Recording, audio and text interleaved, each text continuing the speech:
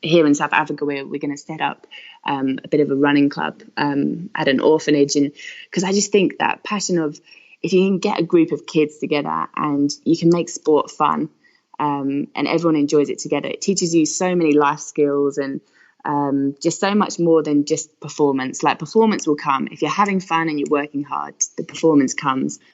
That's Emma Pallant, and you're listening to the Oxygen Addict Triathlon Podcast.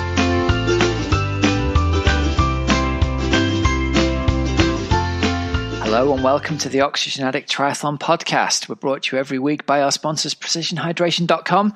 You can personalize your hydration strategy today with electrolytes in different strengths that match how you sweat. You can get 15% off your first order with the code OxygenAddict15.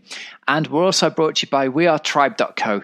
Natural sports nutrition. You can try a pack of 6 delicious 100% natural, vegan, energy and recovery products from Tribe for only £2, including free delivery. You can use the code OxygenAddict20 at checkout to get those just for £2. All right, everybody, welcome to the show. I hope you're well today. We are bringing you a fantastic interview with Emma Pallant. Fresh from her race at 70.3 South Africa.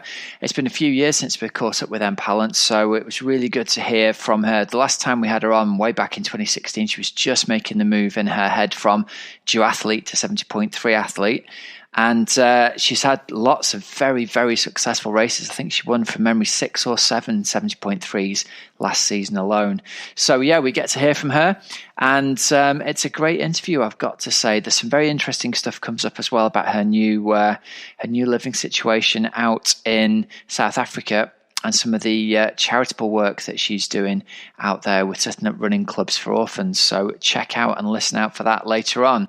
Right, let's jump right into Coach's Couch this week. We're going to be talking this week about riding on the Turbo Trainer because we have our first ever Oxygen Addict Triathlon Podcast Power Hour Zwift ride on Tuesday evening, Tuesday the 18th of February.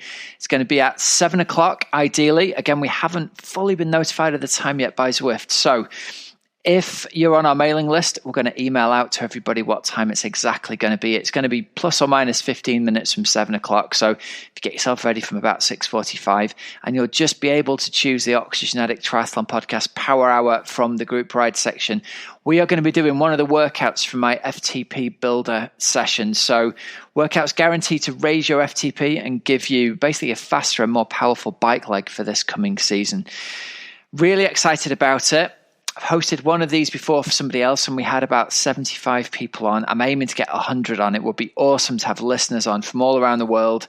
We'll all be doing the workout together. We'll all stay together on the road, even if your FTP is 400 watts and mine's 150. It'll keep everyone together as a group. So we're going to be able to do that. We'll have some good banter on the old messaging system as we go along. And I really encourage you to sign up and do that. It'll make a nice cold Tuesday evening go by much, much faster. So that's on Zwift, Tuesday the 18th of February at 7 o'clock, plus or minus 15 minutes. So get yourself down to that now. I'm sure a lot of you listening are super keen turbo trainers, but I'm going to go through some of the things that you're going to need in order to get the most out of this session. First and foremost is a fan. If you've got the cash and you want to spend 200 quid on one of those headwind units, fill your boots. I've still got the old trusted, tried and faithful £10 fan from Dunelm Mill. It does the job sitting behind me and blows across my back. I know some of you prefer it in front of you, either down on the floor, blown over your chest, or right in front of you in your face. But you definitely need something to blow cool air across you, because you produce so much heat, you're going to produce so much sweat just sitting there still with no air moving. Obviously, when you ride outdoors, the air that you're moving through is what cools you down. So it is a much, much more pleasant experience with a fan. I'd go as far as to say it's almost impossible to ride without one. And certainly your heart rate will go sky high just because of the heat stress and your body trying to shed that heat, because you've got a, who knows, 150 watt, 250 watt, 350 watt heater inside your body as you're working out. So take care of that. Get yourself 2 towels. You're going to need one on your aero bars, just underneath your elbows or underneath your hands if you're riding on a road bike. And you're going to need one for wiping your forehead and your chest and stuff like that. I personally advise riding just without a shirt on to get the cool air blowing across you, if at all appropriate. Obviously, don't do that if you're in a gym. You're going to get yourself thrown out. And other things you're going to need, definitely take care of. like fluids and hydration and keeping your electrolyte balance. So at least one 750 milliliter bottle, ideally two, both mixed up with strong precision hydration that will keep your electrolyte levels nice and high. Keep cramps away if you're a person who struggles with cramp, and it will most importantly help you recover from the session much faster afterwards, because your electrolyte balance will be maintained just because you've replaced ideally a bit more than you've lost during the session while you're working out. Okay, ideally you're going to have a power meter on your bike. If not, heart rate meter's fine. To ride on Zwift, you're going to need something that's got some kind of, either if you've not got your own power meter, you can use Z Power. But if it's your first time on Zwift, you're going to need to get yourself on there and have a try on there beforehand, because you're going to need to get to grips with their Z Power. And otherwise, all you're going to do is, once you've logged into the ride with us, you're going to just do the workout, and it's going to be an interval session based around 100% of your FTP. So there's going to be chunks of work at or around threshold with chunks of recovery, back and forth between hard work and easy work. And our plan is we're going to have one of these rides every week on a Tuesday night from now on into the future. And I'm going to initially have a block for FTP building, and as we get closer to race season, it's going to change subtly. So I'll talk you through what we're going to be doing week by week. But I'm super excited to have this ride going on Zwift. Let's get you all on. Let's see if we can break the 100 people mark, which I think would be a significant ride. And the last one we did was really fun with 75 on. So let's have a massive turnout for that. Great stuff. All right, everybody, let's go over to our interview of the week this week with Emma Pallant. Emma Pallant, welcome to the show. It's great to have you back on and to catch up with you again. How are you doing today? Thank you. Yeah, thanks so much for having me. I'm doing pretty good. Just the end of an easier day of training. We had a big week last week. So, a Monday, pretty chilled today. But yeah, feeling all good. And whereabouts in the world are you right now? Where are you talking to us from? I'm actually in Johannesburg. So, out in South Africa. So I think you guys have a storm where you are. We haven't quite got those kind of weathers, although it does thunderstorm here still. You can have some pretty scary lightning. It's funny you say that. As we talk, the sky outside is black, and it was horizontally raining. Not raining. It was horizontally, what are they called? Not snow. Those little hailstone things. Sleet. Yes. Oh, it was beastly. So perfect running conditions. So we are very jealous of you over in Johannesburg at the moment. So the first thing is, the most recent news is silver medal for you down at 70.3 South Africa for, am I correct in thinking it was the third consecutive year with the silver down there? Yeah. The curse of East London, I think it's becoming. 3 silvers in a row. It's always kind of a funny time of year to race. It's kind of a race that seems to, come on its own and very quickly after the BMC camp. Just good to get it done. Good to test out all the new equipment and, not too displeased with it. Well, we'll go on in a little bit, I think, to talk about your racing last year and all the different races that you won. But I was tracking, well, I wasn't tracking, I was following along live with the updates. And firstly, I want to sort of say congratulations on the silver medal, but it feels a little bit as though you were robbed of the gold a little bit with this one, doesn't it? Yeah, and this has been the story of the last 3 years. I've kind of the last 2 years, the 2 years before, I got a little bit carried away on the run and kind of ran up to the leader and then just really died. A bit of a death in the last bit of the run. Whereas this time, like a very unusual position for me. I'm kind of normally a bit of a chaser, but I came off the bike with a lead, which was, very abnormal. Grabbed the wrong bag in T2, which I was kind of more embarrassed than anything else. I kind of just, I did not feel great. I came off the bike and I kind of knew that my legs weren't there. And I was a little bit like, at the time, I wasn't too sure. So I'd lost my nutrition bottle, but I'd been grabbing bottles on the course. So, I wasn't too sure. Kind of, I assumed that they had carbon, but it was only after that I found out that there was just electrolytes, no calories in the bottles. So, I did 4.5 hours of racing on one gel, which I wouldn't recommend. Did you have the full on lightheaded, dizzy, the world's going to end kind of experience halfway through the run? Yeah. Oh, and bless you. I was just thinking, so I got to I think it was the 2 or the 3K to go, and all I could think of was the first 70.3 that I did in over in Brazil, where I had a lead like with a K to go, and I fainted, like I didn't even make it to the finish line. And I was just thinking, please just don't pass out, just get there. But all kind of, I guess when I crossed the line, I was actually happy because I was more relieved than anything else. But yeah, hey. It's just getting to the finish line is a result, isn't it? Even when you thought you might win it and you end up getting second, just getting to that finish line in a full Ironman or half Ironman is massive result in itself, no matter how well or not you've gone. Yeah, and it's always just the kind of, when you have so much support and the people have been so awesome out there, you kind of you want to finish it off and you want to just do it justice. So yeah.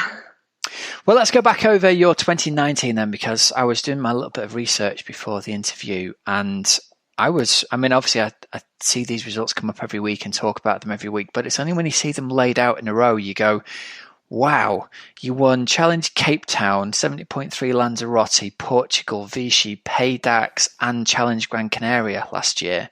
So was that 6 or 7 victories over the 70.3 distance in a year? That's pretty good going, isn't it, for someone who didn't consider themselves a swimmer last time we talked 3 years ago? Yeah, it's definitely kind of progressed since, we were saying it's probably been a long time since we chatted. And I think, it's it was definitely a busy year, and lots of travel. And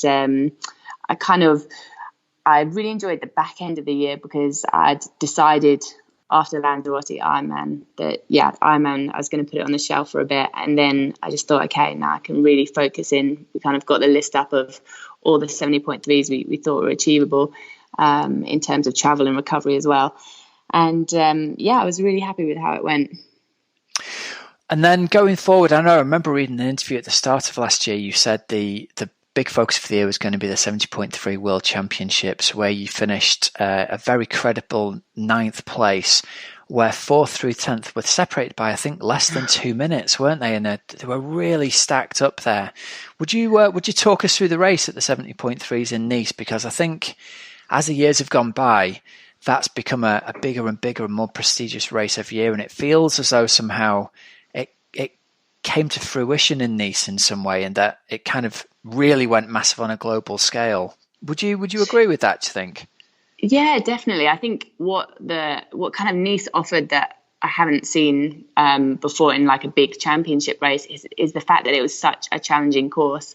And we actually went out to kind of look at it before the World Champs, and it just really was one of those, if you had a weakness, that it would be shown up. And I was super kind of pumped about having that big climb in there, because I think it just makes it so much more interesting. It breaks up dynamics, and I got caught out on a big kind of nemesis of mine since so I've come off my bike twice now and broken my clavicle, and once was descending in Lanzarote, and I've never quite been the same with my downhill riding.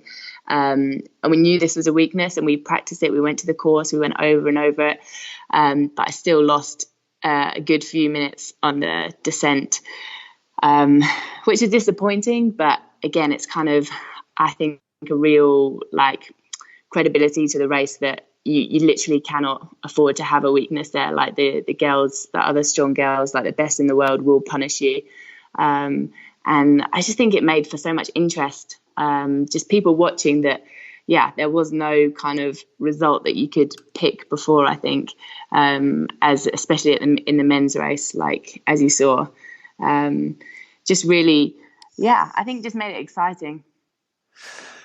Did you find it, I haven't raced the 70.3 World course, but I raced Ironman Nice a few years ago, and I remember coming down that descent where the sections are really fast and kind of flowing, and there are sections that are just grippy. There's like Yeah. 180 degree switchbacks, and like I came around the corner and there was a helicopter had come down to airlift somebody away, and we were all getting had to flag down to stop, and as if it isn't scary enough anyway.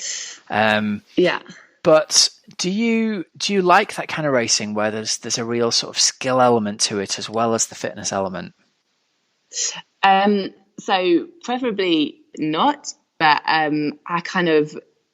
just because I am pretty bad at the downhills, like I try to avoid the technical races. But then having said that, in things like Paz the Axe, I got away with it just from putting a bit of time in on the uphill. I kind of got away with losing a bit of time on the downhill, and the trouble is that and I really like the climbing. I kind of do end up picking the hilly races. But yes, with still work to be done. But we have addressed it. I've got a gravel bike now, so we're going out a little bit more on that and working on those kind of areas, which is great in South Africa because kind of off-road is, there's some amazing trails, and I'm definitely improving, but I think it takes time. And it's kind of your subconscious. Like, you don't think you're holding yourself back until you're racing the other girls, and your body just like won't let go.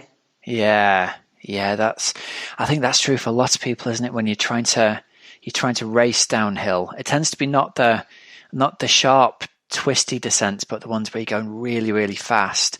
Like, let me ask you this: the 70.3 Lanza course has got that really fast descent on it, hasn't it? With a sweeping right-hander at the bottom. Are you like me going into that where you're just thinking, oh, please stay upright?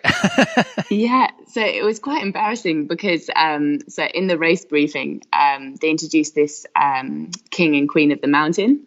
Okay. It was I think it was something like €500 or something for like the fastest time going up that steep hill. So the climb was before the descent. And I was kind of tracking Lucy Hall. There was a couple of us riding, and then I thought, okay, getting to the bottom of the hill, the climb, I was like, okay, I know I'm really not great at descending, and they'll put time into me. So I thought if I just blast up there, then I give myself that nice cushion for coming down. I just sprinted up the hill, and it worked. She came flying past me on the descent, but then the technical bit had been done. But then afterwards in all the interviews, they're like, oh, you really wanted that queen of the mountain, didn't you? And I was like, oh no, I didn't even think like it wasn't being a real like shady move or anything. It was literally just so I didn't get dropped on the downhill. Oh, it's plenty of strengths, I guess, isn't it, really? Yeah. So what are you planning on doing in the future then? Obviously, with it being to your strengths to go and race these hilly races, and you've obviously got bags of power to weight going up the hill. Is it something that you think you'll ever really get your head around, the sort of having had an injury to your clavicle in the past? Yeah, I think so. Like, I really hope so, because it was just, I mean, it's probably been 2 years now. And I think the trouble was because I was descending and I fainted when I was on the bike. So again, it was something that was, out of my control. And I just, it is like, it doesn't worry me, like when I think about descending or anything, until I'm actually going down, like you say, until you've got the speed going down. But I do a lot of riding with my boyfriend, and he's very good kind of the technical things and comes from a riding background. And I think the more I kind of ride with the strong riders and just have to track them, and I'm forced to kind of go that little bit faster, otherwise I will get dropped. I think it's definitely improving, but there's no quick fix. The off-road is helping, but I still know that I have to keep working on it. I think it's a lot of listeners sitting here nodding their heads and going, yeah, I don't like racing down hills either. I wish we didn't have to do that. Yeah. So what's your plans looking like for the coming season then? Are you still with BMC for the coming season? Yes. Yeah. So still with BMC. We had a good camp in Lanza. And then I'm over here till April.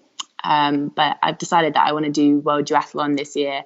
Again, just because the World 70.3s are so late.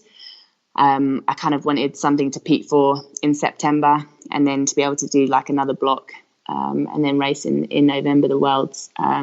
So I'm coming across to do the world the duathlon trials. I think are in Bedford, mid-April. Okay. So that will be like the start of a little European block. And plenty of 70.3s.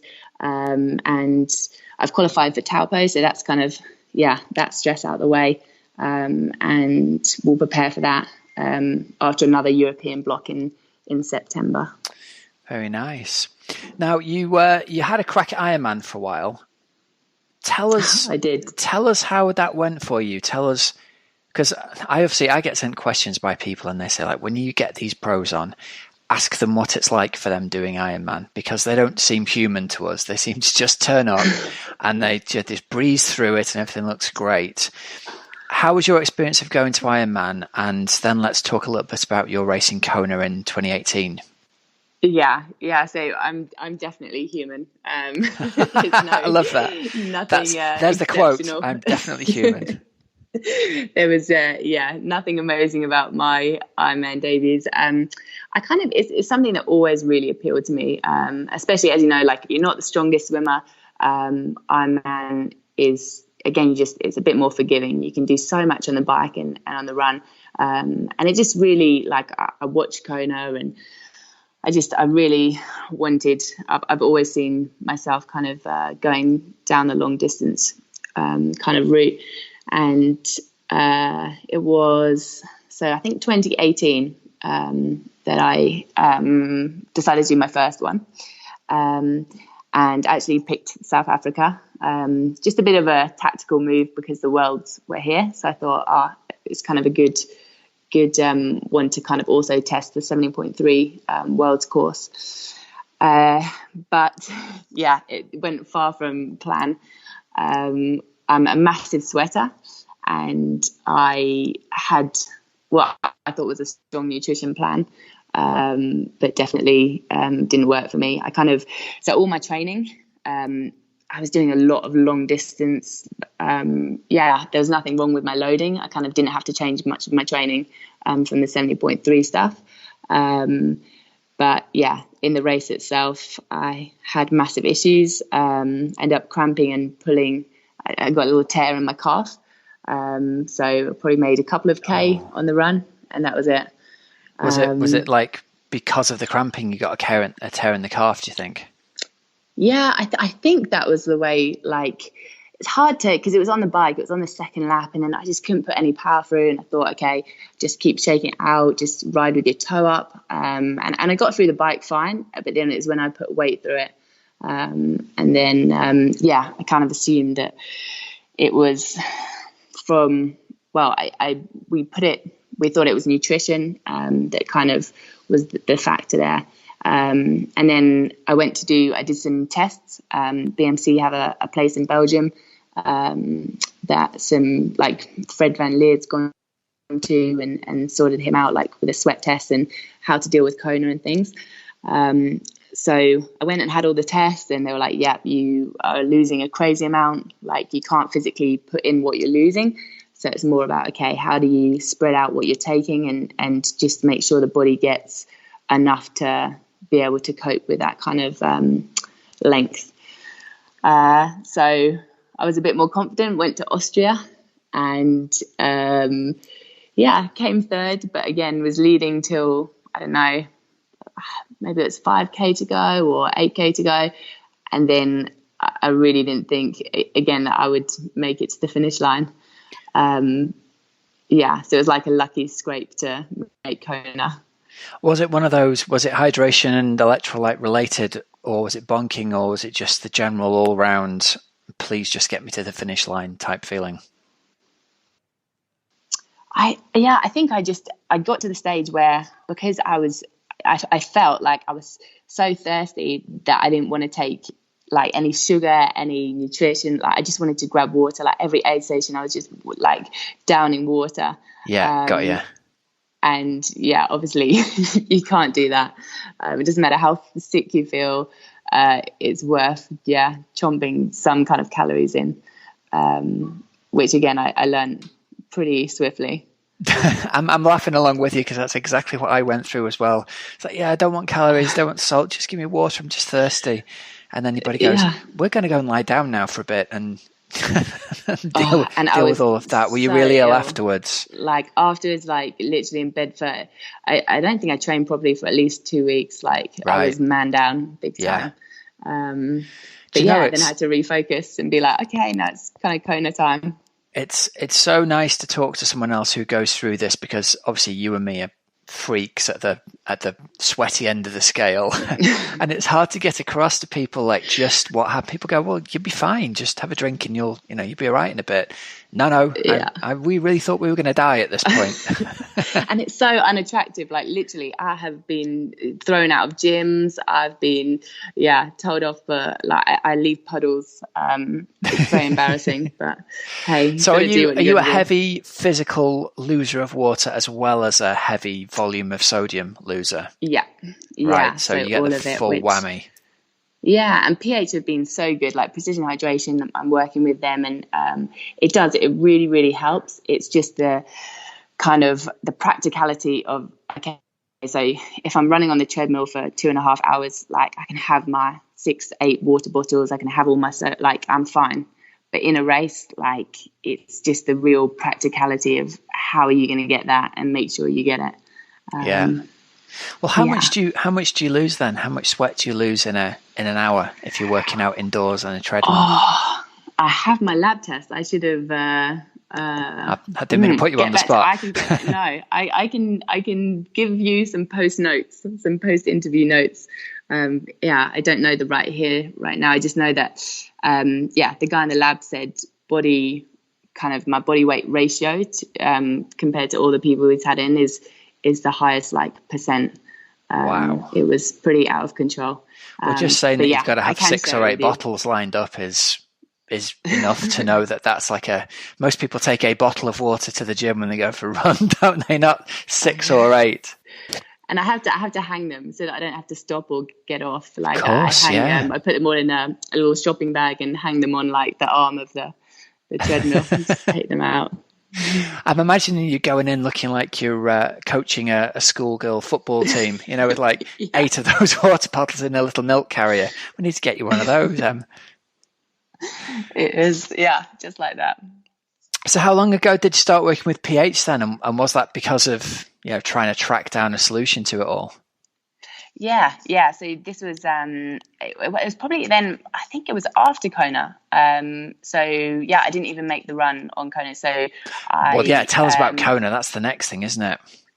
Yeah. So I got to the end again, for probably about the last quarter of the bike. I wasn't feeling that great at all. And it was the year that there was hardly any wind, which I don't think helped kind of getting rid of the sweat and stuff. And then, I just got into T2 and I wrapped my bike, ran round. And I thought, okay, come on, you lost so much time at the end of that bike. You've got to really pull your finger out and have a good run now. And quickly sat down, put my head down to pull on my shoes. And just remember looking up and seeing all these faces, looking down, being like, you okay? You okay? And I just passed out in T2. That's it. Game over. Yeah. Well, and then so they said, okay, as long as you don't have a drip, we can keep you in here for a couple of hours and we'll give you water. As long as you don't have a drip or anything, then if you want to then go and finish the run, you're allowed back out. So I was like, yeah, okay, definitely. I have to I can't go to my first Kona in DNF. So I probably had the longest T2. Then went out, started running, and I felt, again, absolutely shocking. And I thought, you just got a robot round, just literally just count one foot in front of the other. And I ran past my team manager, Bob, and he was like, what are you doing? What are you getting out of this? That was Kona over. Oh, bless. I love that though, Emma. I love that. I've come to Kona. I'm going to finish. Let's do this. Give me an hour to lie down, get myself together. Going. It's like when Jan had that bad race and he walked all the way to the finish, and it's like the respect for being in the place is it's like church, isn't it? It's like try and do the Yeah. respectful thing. Good for you for giving it a go, I reckon. That's gutsy. Yeah. And I think the only thing was, like, I did have races that in December, like there was still a race that I could go and do, and that was the thing of, okay, if I finish now, then again it's another month off, and so better to stop. And then but you're never in the right frame of mind. Like, always your emotions carry you over and you make the silly decisions. But hey, yeah, there we go. Driven by passion sometimes though, aren't we? Yeah, that's a good thing about sport. So talk to us a little bit about your coaching setup then. You've been working with Stuart and Michelle at Team Dylan Coaching for as long as I've known you, and doing coaching for them as well. So how has working with athletes of their calibre impacted on you, do you think? Yeah, it's been absolutely massive. It's kind of, when I started out, they taught me everything that I knew. And I was like Stu's shadow. He'd drag me around the pool with a bike. And it was so the first couple of years. So it's, probably 2 years that he had left of his career, before he stopped. And it was just the best time because, I didn't even have to think about training. I was constantly being pushed and just chasing, which I loved. And then also learning to coach other people, because I think if you have a very active kind of job, so when you're doing triathlon all day, you kind of, I was finding I wasn't sitting down in the evenings and not really using my brain or anything. So I thought, okay, kind of exercise that kind of things and put what I was learning day in, day out to help other people. So I started coaching as well. And I really, really enjoy it because I think it gives that personal side to your life. Like, you can be so involved and like, you don't, triathlon can be a selfish sport if you're just focusing on yourself and on being the best. So to actually have that communication with other people and see that side of things, I really enjoy it. But they kind of, it's harder now because obviously being in Johannesburg, having moved here, Michelle and Stu are still mentoring me, but I think it's really important to still train with people. So I'm hooking in we've got a group here, and I'm doing a lot of that here.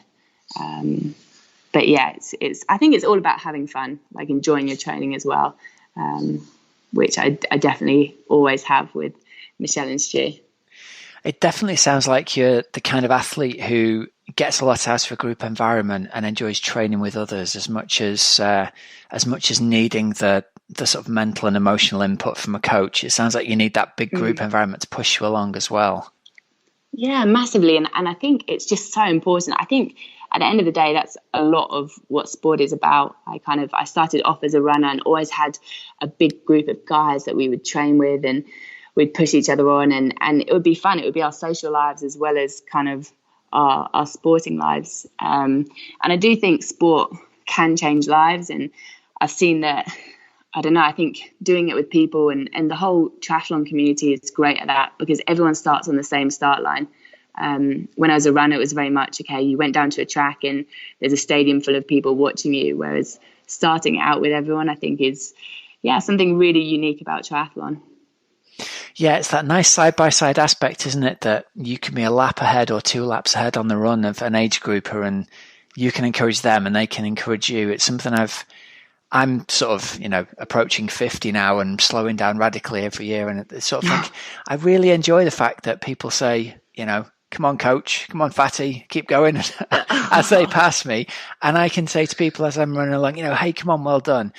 It's something that I would never experience that in my running career because everyone in a running race is absolutely breathing out the backside and can't say 2 words to each other. So there is a really nice element of people encouraging each other during this, isn't there? And also, even in key sessions, like I just find I raise like my game so much more if I'm out there and I'm hustling with someone. If you're toe to toe, if you're both like burning lungs and your legs are on fire, and there's just something satisfying about being able to high five at the end. And again, that's kind of my here in South Africa, we're going to set up a bit of a running club at an orphanage, and because I just think that passion of if you can get a group of kids together and you can make sport fun, and everyone enjoys it together, it teaches you so many life skills and just so much more than just performance. Like, performance will come if you're having fun and you're working hard. The performance comes. You don't even need to think about it. And yeah, I think that's what having training buddies and people around you that love what you do. It's kind of, pretty important. So tell us about that then. You're starting a running club at a local orphanage. Yeah, so it's come quite quickly. I moved to Johannesburg. Well, I spent a lot of time here last year, and I just had this idea because when I was a runner, and we were training in Kenya, they had this amazing school that basically helped as well as educating the kids. It gave them an opportunity to be world-class runners and to meet world-class runners, and all the graduates that had gone on to represent Kenya would come back and they'd inspire the kids. And it was kind of that generation of success breeds success. And I just saw here, like, Johannesburg is at altitude, it's great weather, there's just so much opportunity for great run training. And it's so simple. All you need is like a pair of run shoes. And yeah, I thought that it would just be great to just get something going in a community where not every kid is going to be academic. Not every kid is going to, excel in school, but you can make some amazing runners here. And again, just going down the fun route. Like, if a kid has talent and they enjoy running and they want to go to a race, then just give them that pathway and that opportunity. Like, nothing pushy, nothing kind of hardcore, but just having fun, doing it in a relaxed way. Because the environment here really, it could breed great little athletes. Oh, that's so cool. Hey, well, listen, when you get this off the ground, get back in contact with us about that, because that sounds like something that our community could help you out with for sure in some way. It's something that's awesome. It's something that's bigger than, like you said, triathlon can be a selfish sport, but the people who do it are not selfish. So I think that's a really amazing and laudable thing that you're doing. So keep us updated. And if we can help out in any way, then I'm sure there'll be people listening going, I want to help out somehow. Awesome. Thanks. Yeah, I definitely will do. We kind of, we have loads of adult shoes, which was the only thing I didn't really think this through when I first started, collecting stuff and getting vests and stuff. But yeah, we're just getting it off the ground. So starting small and they're having fun. So. Right. Well, there's more to come on this, listeners. We'll have a chat off air about this, Emma, and in a few weeks' time, we'll put something together to help you out. All right, listen, we need to wrap this up, but just to end on this, to ask you, what does your dream year end up looking like next year? You've already mentioned the 70.3 down in Taupo. If you have your perfect year, what result do you think you could get down there? I think my perfect year would be, I'm still very swim focused. That's all the gym work and the main focus right now is to try and make that front pack, that big pack of girls. And I know that's getting faster with all the ITU girls coming in. So I'm going to say, a dream year for me is coming out the water with that lead pack and seeing what my legs can do. Nice. Oh, well, listen, that seems like a great place to leave it. We wish you all the best with that. Thank you very much for taking the time to come on, Em. And I hope we can have you back on in the future when you're up on that podium at Taupo. Oh, thank you. Thank you so much for having me. So one of Britain's most consistent 70.3 races there, and I really loved what she's doing there with the running club for the orphanage. I think that's amazing. And we had a chat after we were on air and we were talking about things that she's trying to do in order to get shoes for the kids. She's going to let us know when she's got things up and running. She's working on getting a bit of an admin team together.